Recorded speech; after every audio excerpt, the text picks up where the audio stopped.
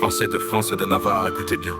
De Gaulle, le général que vous vénérez, a eu le courage de dire non à l'armée américaine sur son sol, affirmant que la souveraineté de la France ne pouvait cohabiter avec la présence permanente de troupes étrangères. Et pourtant, quand un pays africain décide de faire de même avec l'armée française, vous hurlez au scandale. Pourquoi ce double standard? Est-ce de l'ignorance, de la mauvaise foi ou tout simplement du racisme institutionnalisé?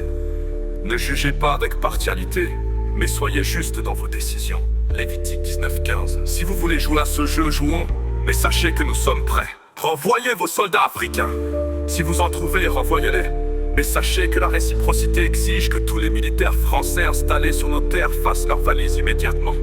Votre présence est un poison pour nos nations, un vestige colonial que nous ne tolérons plus. Fermez vos frontières aux Africains. Vous voulez limiter l'immigration africaine?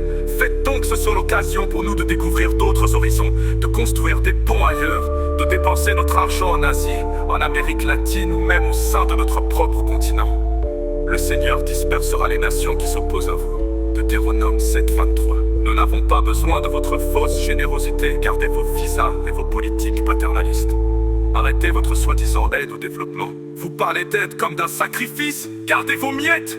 Nous savons que cette aide est un cercle vicieux d'exploitation et de dépendance. Que cet argent soit d'abord utilisé pour aider vos gilets jaunes, vos pauvres en métropole, vos habitants d'outre-mer laissés à l'abandon. Cœur sur eux, ils méritent mieux que vos slogans vides. Ne sois pas parmi ceux qui tendent la main pour recevoir, mais sois de ceux qui travaillent pour construire. Proverbe 22:7. L'Afrique n'a jamais été votre aumône. L'Afrique a été votre pilier économique pendant des siècles. Revoyez nos frères et sœurs, mais pardonnez tout.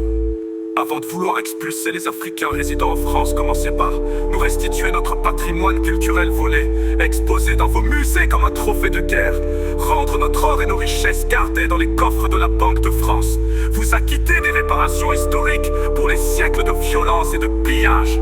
Si un homme vole, qu'il restitue 7 fois ce qu'il a pris. Proverbe 6:31. Sans justice, il n'y aura jamais de paix. Vos injonctions sont des hurlements d'un empire à l'agonie. Les bases françaises quitteront l'Afrique. Vos multinationales devront affronter un continent libre et uni. Nous ne sommes plus des colonies, nous sommes des nations souveraines. Alors faites ce que vous avez à faire, mais souvenez-vous, le Seigneur fait justice aux opprimés et donne le pain à ceux qui ont faim.